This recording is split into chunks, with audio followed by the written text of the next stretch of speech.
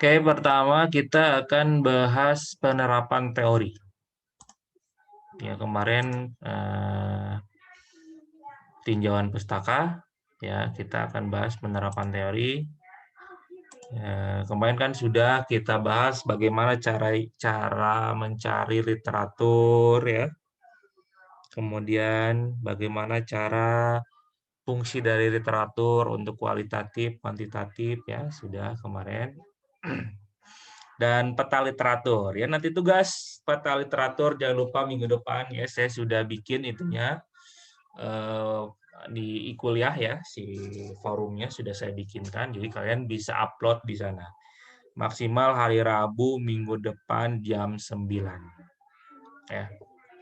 Oke, kita masuk ke teori selanjutnya.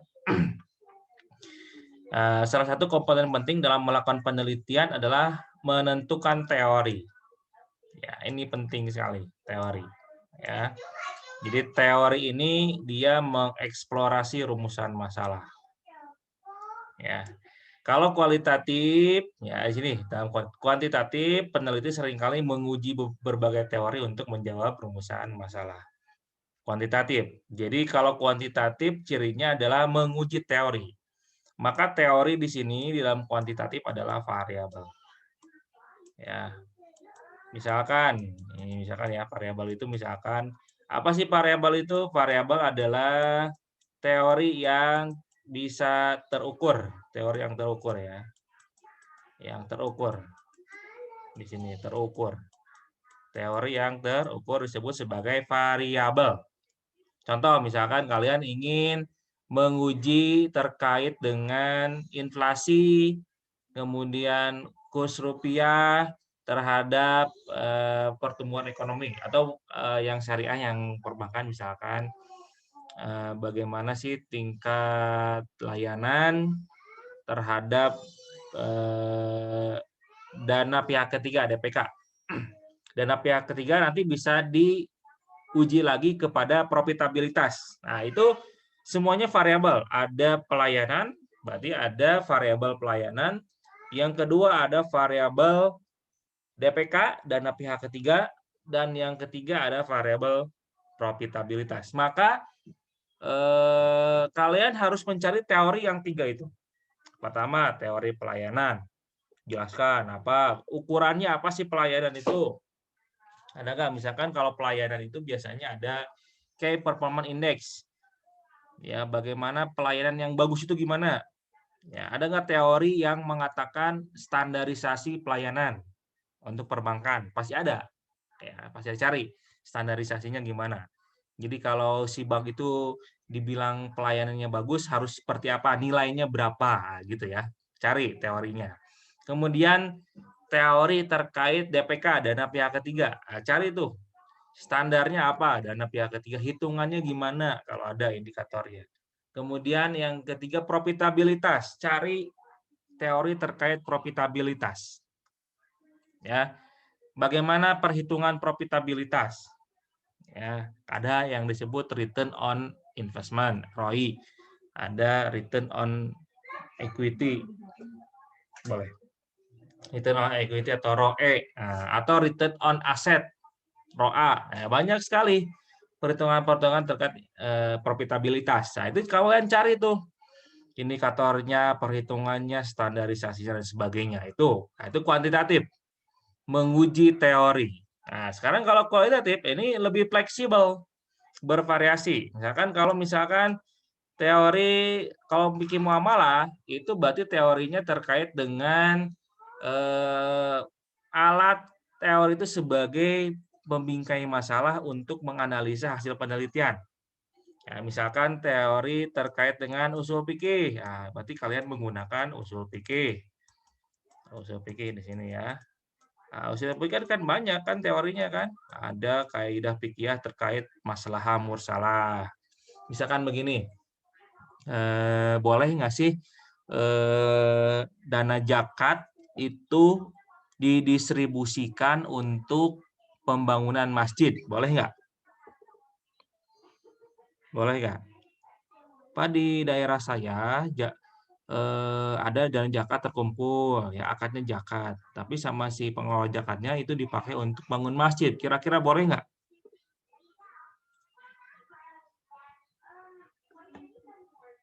Halo?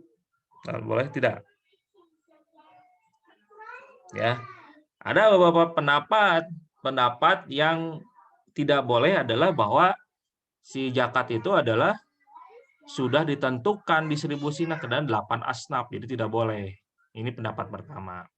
Kenapa tidak boleh? Karena aturan distribusi zakat itu sudah tertuang dalam Al-Qur'an. Ya, di surat Al-Baqarah ada, di An-Nisa ada ya, yang mengatakan bahwa zakat itu distribusikan dalam 8 asnaf. Apa aja 8 asnaf itu? Fakir, miskin, gorimin, fisabilillah, apalagi Ibnu Sabil, kemudian apalagi amilin ya, kepada amil zakat, kepada siapa lagi? Udah segitu ya? Atau ada lagi ya? 8 pokoknya ya. Oh, mualaf. Pada mualaf 8 asnaf. Jadi selain 8 asnaf itu tidak boleh zakat. Ini pendapat pertama karena ini dalilnya jelas sekali. Tapi pendapat kedua ada yang membolehkan. Ini dari Yusuf Qardawi. Ini berdasarkan usul fikih. Kalau misalkan di daerah tersebut misalkan fakir miskinnya sudah terpenuhi, ya ini menggunakan kaidah usul fikih maslahah mursalah. Ternyata sudah terpenuhi, misalkan untuk fakir miskin terpenuhi, ya semua terpenuhi, ada sisa misalkan, maka sisa itu bisa pertama untuk membangun fasilitas umum yang ada di tempat tersebut, yang kedua bisa sebenarnya dibagikan ke daerah lain misalkan itu. Tapi kalau maslahatnya lebih tinggi membangun fasilitas umum, maka dibangunlah, boleh menggunakan dana zakat itu kalau ada yang 8 asap itu sudah terpenuhi gitu ya semuanya. Nah, itu pakai kaidah usul fikih teorinya.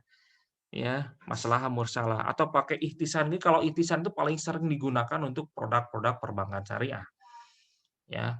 Kenapa sih perbankan syariah itu kok perlu ijtihad ya? Karena produk-produk perbankan syariah itu kan belum ada di zaman Rasul, nggak, dalilnya belum ada, maka perlu ada kajian fikih ya, kajian usul fikih yang menjelaskan terkait dengan teori-teori untuk menjawab permasalahan pada saat ini. Ya, apalagi kalau kalian sering ceramah ya, sering ditanyain sama masyarakat, misalkan, Pak Ustadz boleh nggak kalau kayak gini-gini? Oh, itu dalilnya apa? Pakai kaidah fikih. Ya, waraf pakai kebiasaan misalkan. Ihtisan, masalah mursalah, adaruriyah, menghindari kemudaratan dan sebagainya. Banyak sekali usul fikih. Ini pakai nih teori usul fikih. Ini contoh ya.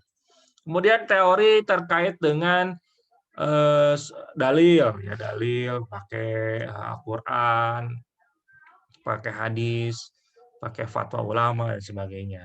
Atau teori maqasid syariah. Ya, banyak sekali ya teori-teori yang bisa digunakan dan bervariasi ya. Jadi kalau kualitatif kan studi kasus, fenomenologi, ada fenomena, misalkan ada fenomena yang terjadi di masyarakat, kira-kira kita menjelaskan fenomena ini pakai apa nih? Menjawab fenomena ini. Nah, usul fikih masukin misalkan. Nah, atau pakai dalil, pakai metode tarjih misalkan ya, mana yang paling kuat. Dalil banyak nih ya. Ada yang dalil membolehkan, ada dalil yang tidak membolehkan. Kita cari ya dalil yang paling kuat kan gitu ya, tarjih, metode tarjih yang paling kuat cari. Ya, bagaimana cara tarjih itu? Pertama kita membandingkan kualitas hadis. Nah, kan gitu ya. Ini kalian kalau belajar ilmu hadis, belajar nggak sih ilmu hadis? Ada ya hadis ahkam ya? Belajar nggak? Belum, Pak. Belum. Tapi ada mata Belum. kuliah hadis ahkam. Ada kalau salah ya. Kemarin mah hadis ibadah. Hadis ibadah. Ada hadis ahkam. Tafsir ahkam ya? HKI kayaknya HKI. Oh, HKI ya. Kalau hadis ahkam HKI ya. Ya kalau belajar hadis ahkam itu kita belajar cara menilai hadis-hadis sahih, derajat hadis hasan, dhaif gitu ya. Gitu ya. Untuk menjawab ini tarjih, metode tarjih. Seperti misalkan kan kayak kunut gitu. Kalau ibadah tadi hadis ibadah, kunut itu kan yang menguatkan itu hanya mazhab Syafi'i. Kunut subuh itu ya. Sedangkan 3 mazhab lain, mazhab Hanafi, Hambali, dan Maliki itu mendoibkan hadis yang mengatakan bahwa Rasulullah itu selalu kunut setiap subuh. Itu ketiga ulama mazhab itu mendoibkan kecuali mazhabnya Syafi'i. Maka itu tarjih gitu ya. Mana nih kuat Syafi'i atau kuat ini? Nah, itu kalian ada metodologinya untuk membahas fenomena itu kan fenomenologi. Itu kualitatif ya. Kualitatif itu membahas fenomenologi, membahas kasus. Misalkan ada kasus, studi kasus, kalian bahas kasus ini. Bagaimana cara kalian menjelaskan kasus ini dengan teori. Nah, makanya di kualitatif teori itu bukan diuji. Kalau di kuantitatif teori diuji kan. Nah, di kuantitatif teori diuji. Pengujian teori. Apakah teori ini ada pengaruhnya jadi hubungan sebab akibat. Nah, hubungan sebab akibat saya ini ya. Hubungan sebab akibat. Jadi teori A, teori X, misalkan teori ini ada hubungannya dengan teori X2 atau teori Y misalkan ya, atau teori Z. Ini ada hubungannya nggak ke sini? Ini ada hubungannya nggak ke sini? Atau kalau kita gini ya, X1, X2, dan X berapapun ya, terhingga ini ada hubungan nggak dengan Y ini? Ini kan X ini kan variabel, X1, 2 variabel, dan ini teori semua. Variabel itu teori. Tadi variabel adalah teori yang terukur. Ya, ini ada hubungan nggak sama ini? Ini ada hubungan nggak sini? Kemudian ada sama Z, ada lagi Z, ada hubungan nggak sama Z sini? Ya, hubungan sebab akibat nantinya. Ini kalau regresi itu satu arah regresi. Kalau regresi. Tapi kalau VAR VCM itu bisa 2 arah. Pakai metode VAR VCM, ini nanti dibalikan. Ini Z ini ngaruh nggak ke ini? Nah, ini. Z ini ke sini ngaruh nggak? Nah, itu statistika nih. Nanti hitungannya. Kalau regresi satu arah doang. Ini ke sini satu arah. Tapi kalau yang VAR VCM, ya, maka disebut vector error correction model. Error correction model VAR VCM. Ya. Ini akan ketahuan, ini Z ini ngaruh kebalikannya nggak? Atau misalkan kita akan tahu ya jangka panjang, jangka pendeknya. Ternyata X ini berpengaruh jangka pendek aja, tapi jangka panjangnya nggak ngaruh, kayak gitu. Nggak akan ketahuan di VAR VCF ya. Nanti kalau kalian pakai metode yang statistik. Ya. Kalau pakai SEM struktur equation model ya, itu pakainya kuesioner. Nah, ini kuesioner survei. Juga sama menguji teori kan, survei. SEM pakainya. Nah, SEM itu pakai PET model. Nah, ini ada PET model, di sini ada variabelnya banyak. Nah, ini ke sini ya. Ini diagram PET ya pakainya. Ini penggabungan antara diagram PET dengan regresi. Ya, maka disebut struktur equation model. Nah, ini banyak nanti mungkin di Medpen 2 ya, itu alat-alat statistik untuk menguji kuantitatif. Nah, kalau yang ini, kalau kualitatif ya, teori itu bukan diuji, tapi sebagai alat untuk membahas fenomena. Menguji kebalikannya, menguji fenomena. Ya. Jadi teori itu sebagai grand ya. Makanya kalau di ini ada apa grand teorinya disebutnya kalau apa sih grand teorinya? Teori utamanya untuk membahas ini apa? Ya, fenomenologi atau kasus itu apa? Atau grand teori atau etnografi. Makanya kalau di kualitatif bukan menguji teori, tapi teori dipakai untuk menguji fenomena, menguji kasus. Dijelaskan fenomena itu, dijelaskan kasusnya dengan teori-teori yang ada. Gitu ya, paham ya? Sampai sini paham ya? Semoga paham. Itu adalah teori. menggunakan. Kalau yang campuran itu tergantung tadi, kalau explore sekuensi eksploratif berarti kualitatif dulu yang dipakai ya, itu tergantung jenisnya. Kalau yang explanatory berarti kuantitatif dulu. Oke, lanjut ya sampai sini ya, paham ya. Nah, teori dalam penelitian kuantitatif ya. Dalam penelitian kuantitatif terdapat suatu yang dinamakan variabel, tadi sudah ya. Variabel adalah karakteristik atau atribut seorang individu atau organisasi yang dapat diukur. Ya, tadi sudah saya katakan. Variabel itu adalah, jadi ciri dari kuantitatif adanya variabel. Kalau ada variabel, teori yang terukur, berarti itu kuantitatif. Penelitian kuantitatif. Kalau tidak ada variabel, berarti itu bukan kuantitatif. Gitu aja ngebandinginnya ya. Gampang lah. Jadi kuantitatif itu Pak, kuantitatif angka, kuantitatif deskripsi, bukan gitu. Ya, bukan. Jadi kuantitatif ada variabel, kualitatif tidak ada variabel. Itu yang paling gampang. Variabel yang diukur adalah misalnya gender. Gender bisa diukur kan? Gender ini kan bukan angka kan? Ini kan hasilnya bukan angka, datanya. Ini kan deskriptif. Ini laki-laki, perempuan. Perempuan dan laki-laki kan bukan angka. Tapi ini bisa ada disebut dengan dummy, variabel dummy sebutnya. Nah, bagaimana Pak kalau misalnya kita menguji gender, bagaimana mengangkakannya, itu pakai dummy, disebutnya variabel dummy. Misalkan untuk perempuan kita kasih nilai 0, untuk laki-laki kita kasih nilai 1 atau kebalikannya, bebas. Itu disebut variabel dummy. Dummy variabel. Kalau umur kan jelas ya, umur angka ya itu. Status sosial. Angka atau ini diukurnya. Deskripsi ya. Misalkan ada kaya, ada miskin, ada menengah ke bawah, menengah ke atas gitu ya. Kontrol sosial, ada misalkan puas, tidak puas, ya banyaklah kontrol sosial itu.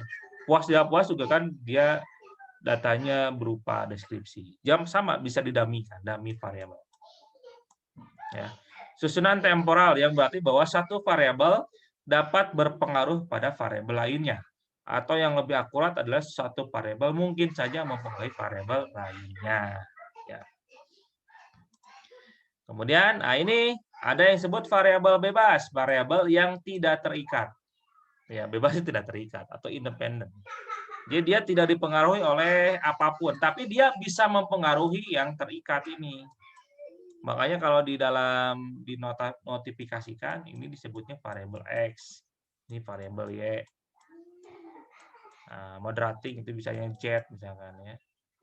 Intervening bisa Z juga. Nah, ini. Nah, ini tugas baca ya, variabel bebas apa kalian sebutkan nanti. Ini kuis ada nih.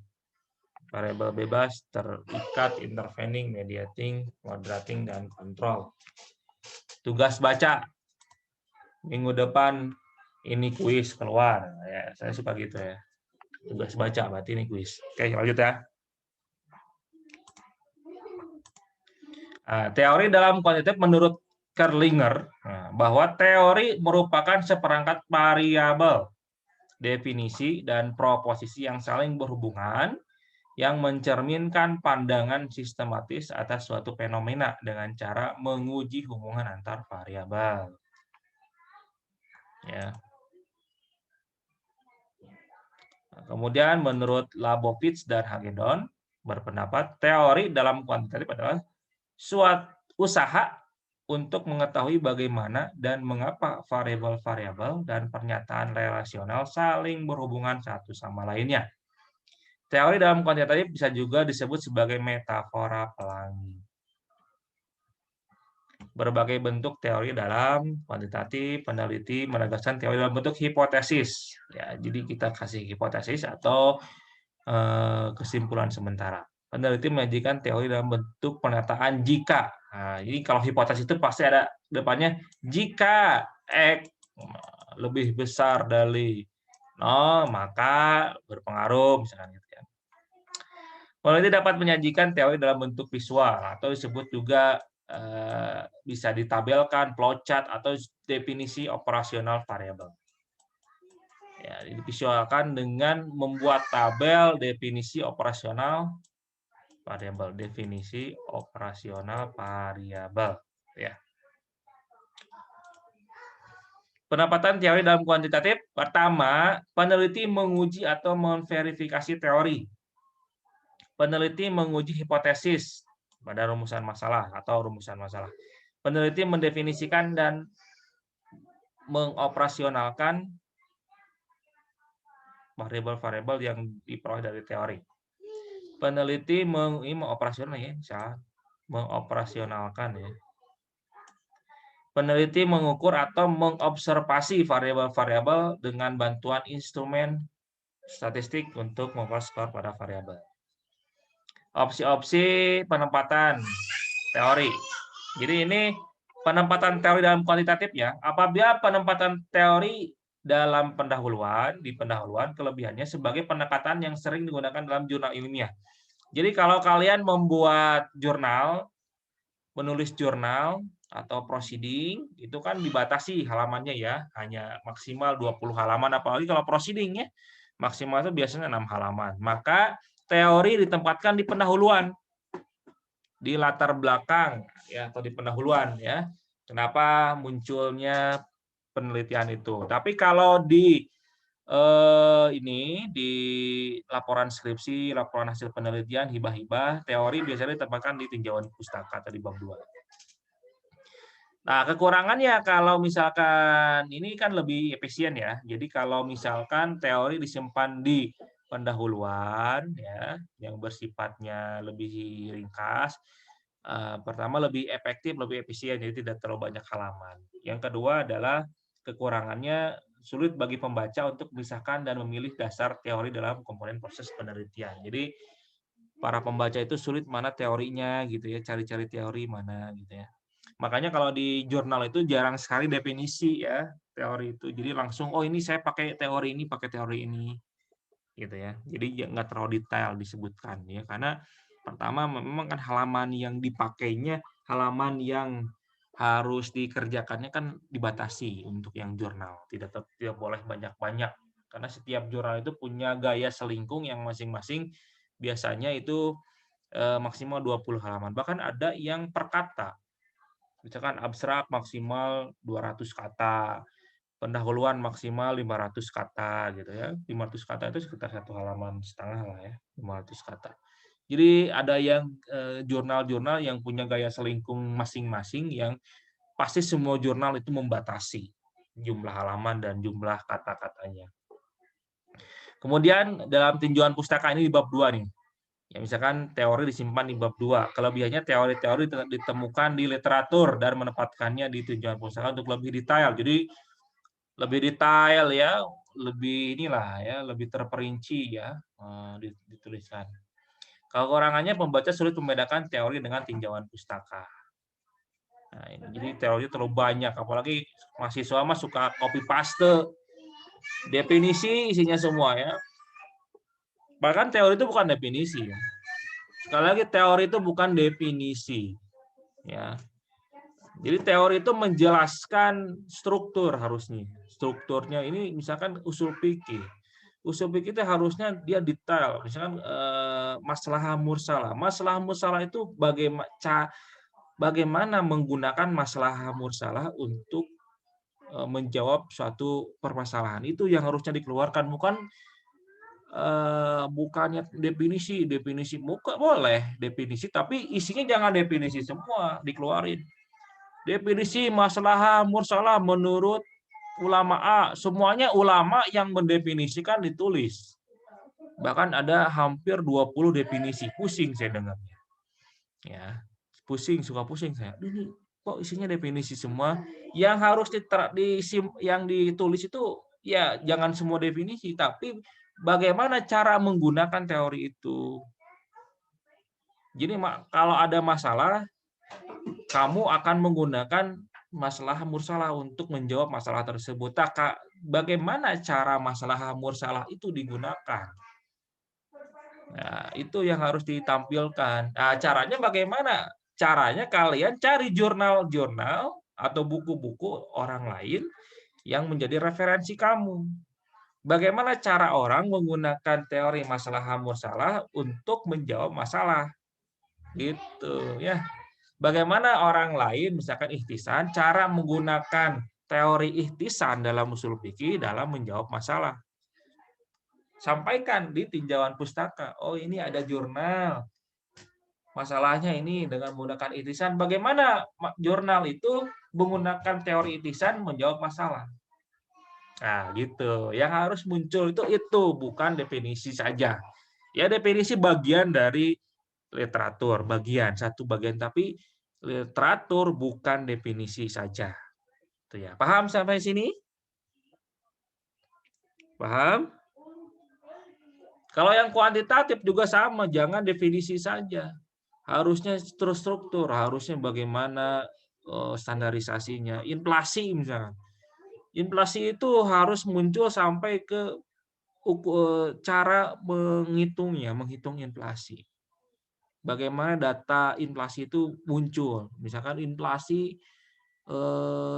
di negara Indonesia itu 0,5%. Dari mana data 0,5%? Bagaimana inflasi itu bisa diukur? Cara mengukur inflasi itu gimana? Nah, itu sampai ke sana, itu teori sebetulnya. Ya. Kemudian hipotesis. Hipotesis itu ada pembahasan teori merupakan perluasan logis dari hipotesis ya. Jadi kalau disimpan di awal, setelah hipotesis mengabaikan pembahasan atau dalam bagian terpisah membedakan teori dengan proses komponen atau tidak mudah menghubungkan teori terpisah dengan misalnya terpisah itu misalkan sebenarnya sih kalau dalam tinjauan pustaka itu sudah terpisah ya di bab 2 ya. Ini sebenarnya sudah di sini sudah ke sini sih. Kalau di laporan skripsi tinjauan pustaka itu sudah terpisah di bab 2 ya. Jadi tidak perlu lagi dibahas.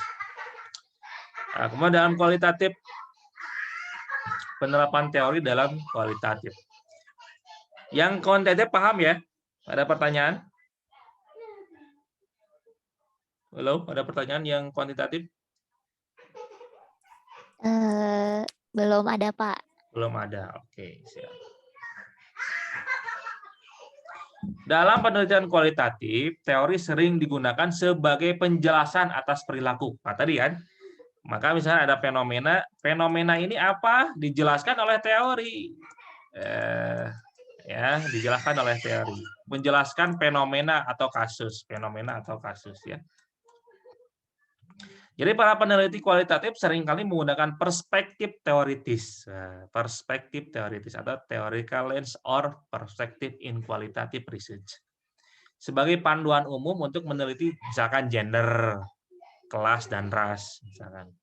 Kenapa sih kalau secara psikologi gitu ya, kenapa sih misalkan ya ini ya, pemimpin itu lebih cocok laki-laki misalkan. Misalkan ada penelitian secara psikologis, kenapa sih seorang pemimpin itu lebih cocok diemban oleh seorang laki-laki, meskipun sekarang lagi ada persamaan gender. Oh, perempuan juga di zaman modern berhak untuk jadi pemimpin misalkan. Kalau di Unisba kan belum pernah ya perempuan menjadi rektor. Tapi sekarang ya di universitas-universitas yang besar di Indonesia, ITB perempuan itu ya. Terus apalagi yang Unpad perempuan ya. Nah, itu menandakan bahwa perempuan juga bisa gitu ya. Tapi memang kebanyakan dulu misalkan laki-laki. Itu bisa diteliti nggak bisa itu. Meneliti gender gitu. Tapi kan bukan kajian kita psikologi, kajian psikologi. Atau masalah lain terkait dengan ras dan sebagainya. Dijelaskan ya. Atau misalkan terkait dengan kenapa sih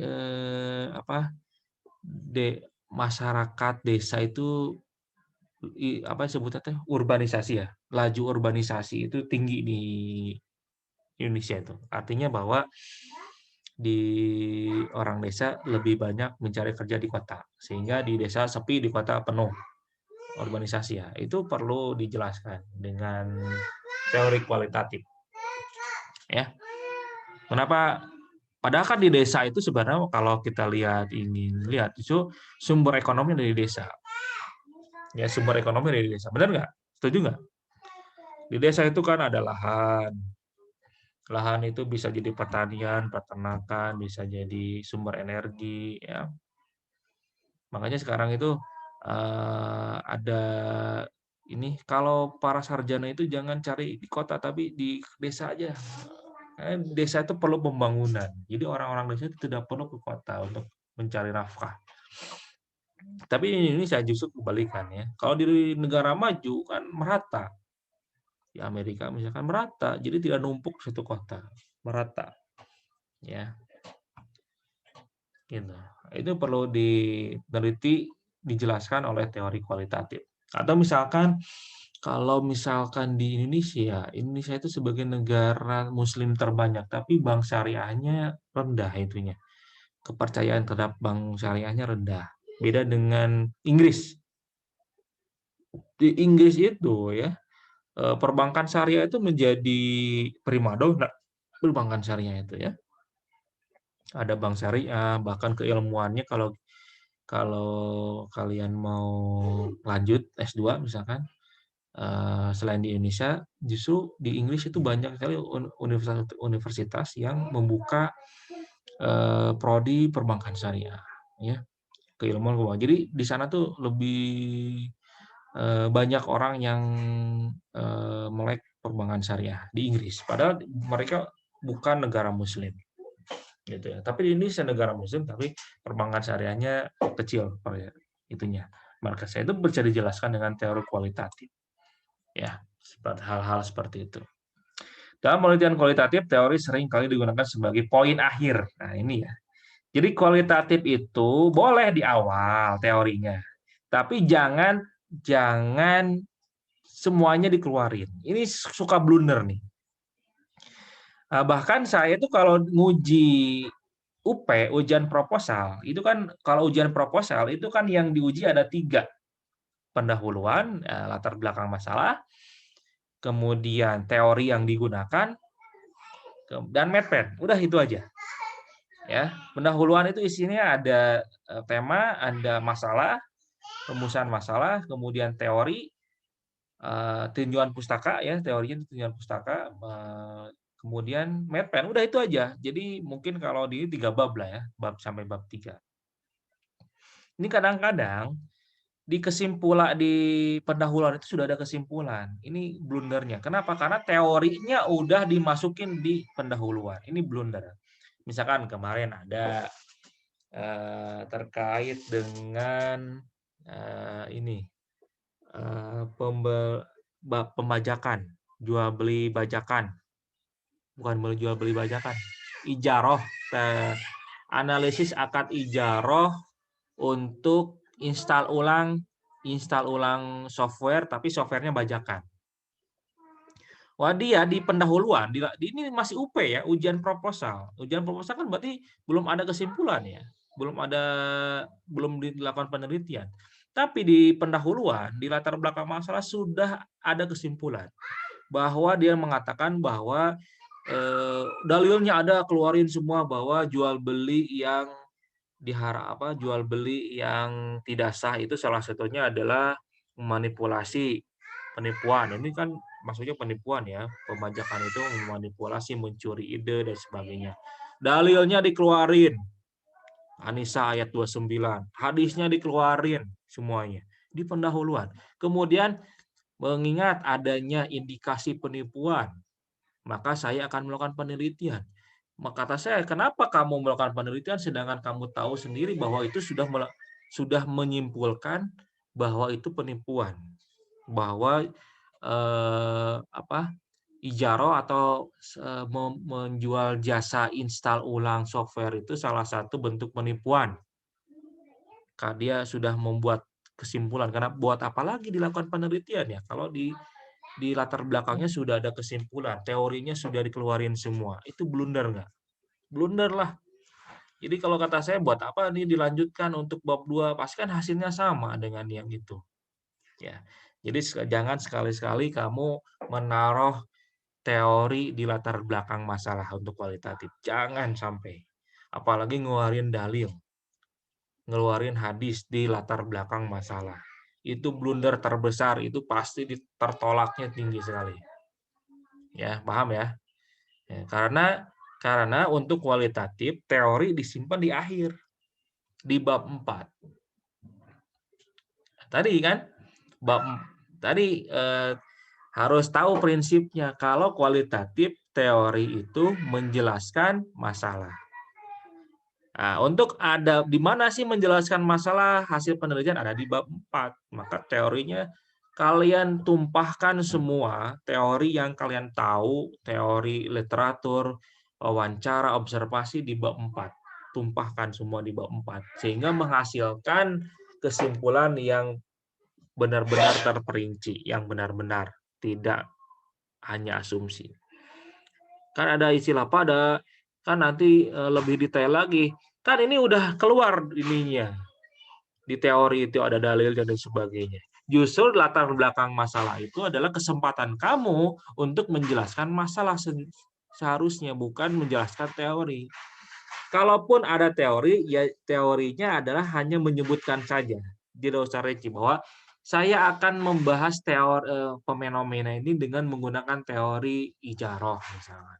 Cukup kayak gitu, nggak usah detail. Apa itu ijarah nanti itu detailnya di tinjauan pustaka dan di bab 4. Ya, paham ya sampai sini ya. Jadi jangan sampai blunder mengeluarkan teori di latar belakang masalah. Itu blunder terbesar untuk UP, ujian proposal. Ya. Jadi jangan sampai ada kesimpulan di latar belakang masalah. Kenapa? Karena kesimpulan itu adanya di bab 5, bukan di bab 1. Ya. Kalau kalian sudah menyimpulkan bahwa adanya penipuan, adanya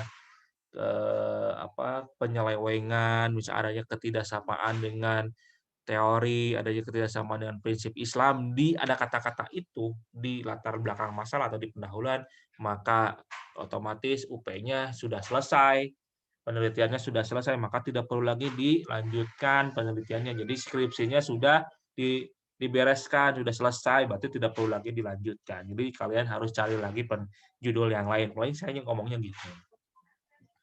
Nah, gitu ya. Jadi itu blunder ya. Jadi kalau kualitatif, kemudian teori disimpan di awal, itu blunder. Paham sampai sini? Semoga paham. Jadi saya tidak mau lagi ketika UP melihat lagi ada mahasiswa yang menyimpan teori di awal. Beberapa penelitian kualitatif tidak menggunakan teori yang terlalu eksplisit. Dalam penelitian semacam ini, peneliti hanya membuat suatu deskripsi yang kaya dan terperinci tentang fenomena, gitu ya.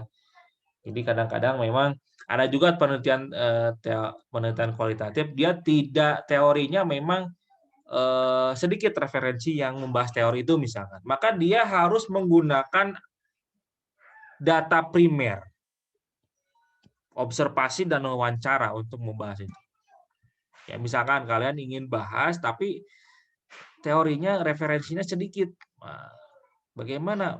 Berarti kamu hanya punya satu kesempatan, yaitu memperkaya menjelaskan masalahnya dengan menggunakan data primer, yaitu wawancara yang deep interview dengan observasi. Itu kalian jelaskan di sana. Utamanya etnografi. Misalkan etnografi kayak kita ngebahas budaya. Misalkan budaya arisan dan sebagainya, kan itu teori tentang itu kan masih sedikit teori tentang arisan dan sebagainya. Maka kamu harus wawancara. Kenapa sih wawancara itu ada observasi? Gitu. Apa sih yang menyebabkan arisan itu ada gitu? Meskipun arisan itu banyak penipuan, banyak orang yang bawa kabur, tapi tetap aja ada disalahkan arisan. Gitu ya. Itu kalian bisa menjelaskannya dengan wawancara atau dengan observasi.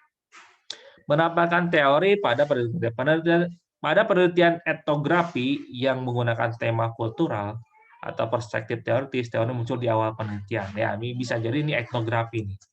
Kalau kalian etnografi ya, kalian bisa muncul di awal tapi tidak terlalu detail. Melakukan penelitian ground truth secara empiris membutuhkan relasi timbal balik.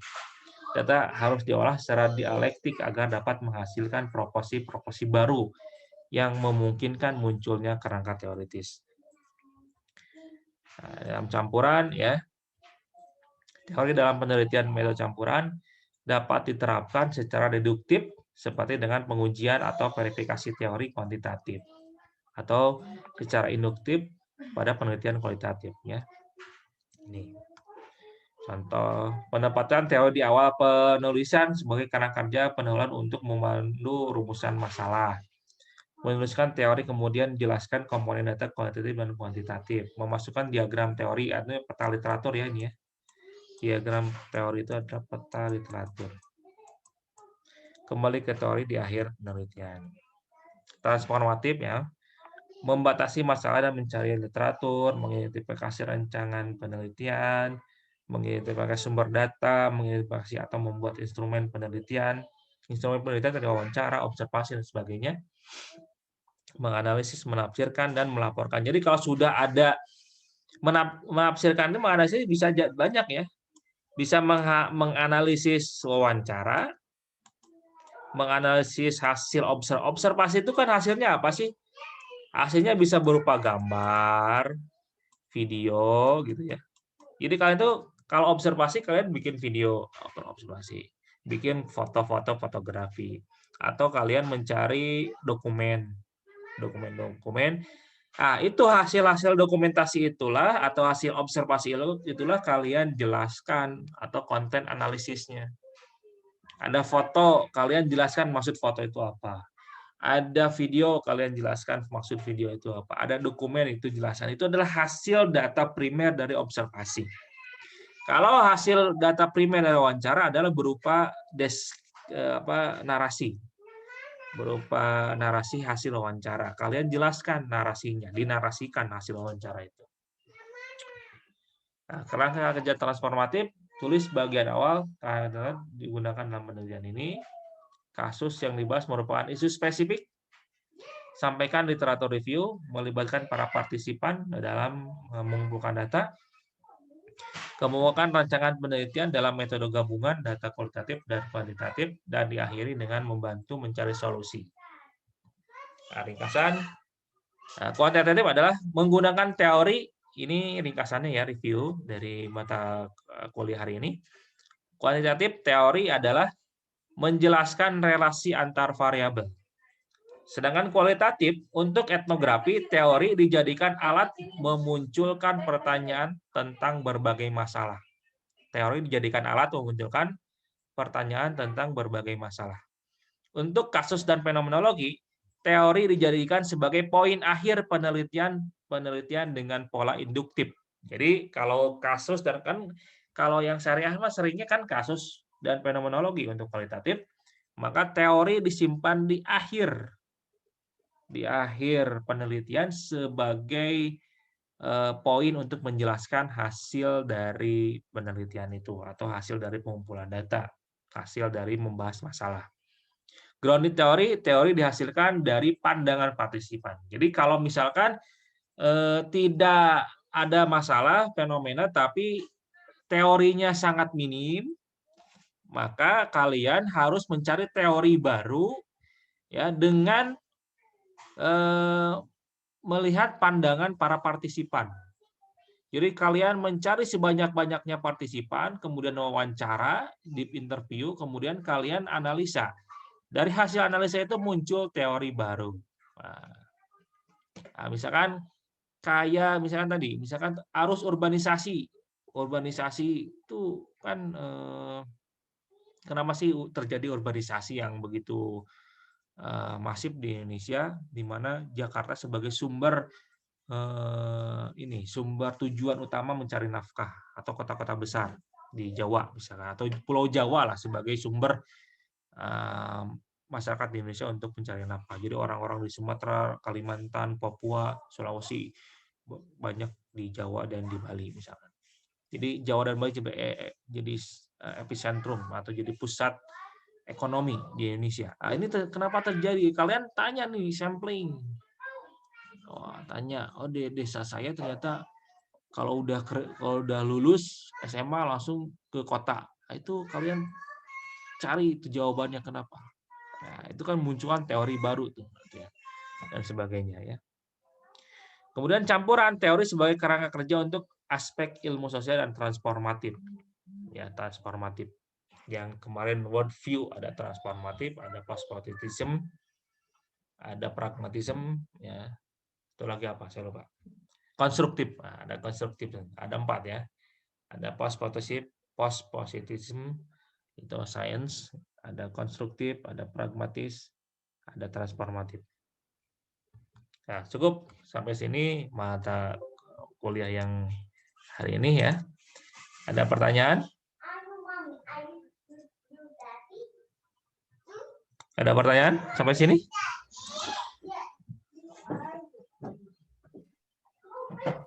Kita lihat itunya, kuisnya.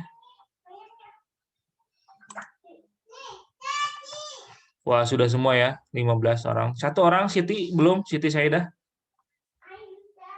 Siti ada? Karena waktunya sebentar lagi ini mau ditutup. Apa Pak? Udah kuis udah. Oh, Siti Saidah udah, tapi di sini belum. Udah. Oh, belum, Siti Saidah belum. Udah Pak. Bentar ya Pak. Belum dikirim mungkin. Udah disubmit. Oh gitu, tapi belum ya, kenapa ya? Lagi di ini aja, item aja Pak. Iya. Bentar. Tugas minggu depan bikin peta literatur. Ya. Dan peta literatur itu itunya temanya terkait dengan bidang HES atau prodi HES ya. Jadi kalian tidak boleh keluar dari prodi HES dan harus beda satu sama lain. Yang kemarin 3 orang boleh tuh bahas tentang fintech, di strategi bisnis ya boleh ya. Ada pertanyaan sampai sini? Kalau tidak ada pertanyaan Berarti, kita ya. Pak, peta literaturnya nggak sama harus kayak kemarin ya, Pak? Ya, dibikin flowchart ya. Bikin flowchart. Kalau kalian punya ini nggak punya Visio, Microsoft Visio? Nggak punya, Pak. Punya. Atau enggak di Word itu ada save ya. Tapi yang rapi ya, kemudian di grup ya, nanti harus rapih lah ya bikinnya ya. Ada Kayak di yang Word. PPT kan ya, Pak ya? Apa? Ya, yang di PPT, dibuatnya di Word aja. Jadi bikinnya pakai save tau gak? Ya, ada bentuk-bentuk kotak gitu, dimasuk-masukkan yang rapi. Kemudian di grup setelah lengkap digrupkan gitu. Ya biar nggak acak-acakan. Paham? Paham, Atau Pak. bikinnya yang paling mudah pakai Visio, Microsoft Visio. Oke, kalau tidak ada kita sudah saja ya pertemuan hari ini. Terima kasih atas waktunya. Pak, itu yang Siti Saida udah disubmit. Oh ya, ntar saya cek lagi. Maaf ya Pak ya. Oh iya. Oke, nilainya 100 lagi ya. Enggak gitu. Iya, 100. Kok ada 2 sih? Aneh, Siti Saida ada 2 loh. Iya, tadi kan sebenarnya udah disubmit tadi teh, tapi nggak tahu kenapa Oh, ada balik 2. lagi. Ada 70, ada yang 100. Ya, saya ngambilnya yang 70 aja ya. Ya udah. Aneh banget ini kamu ada 2 nama soalnya. Gimana Iya. Bapak aja Pak? Iya, ya udah. Ya udah cukup lah ya. Minggu depan pagi-pagi lagi. Saya kalau pagi memang hari ini ada banyak agenda, jadi maaf ya nggak diundur. Tapi fleksibel ya waktu ya. Jadi kalau saya pagi-pagi ada rapat atau ada acara, jadi saya sebisa mungkin saya akan live Zoom ya, sebisa mungkin untuk SP ini. Kayak gitu aja ya. Jangan lupa ini saya stop dulu recording.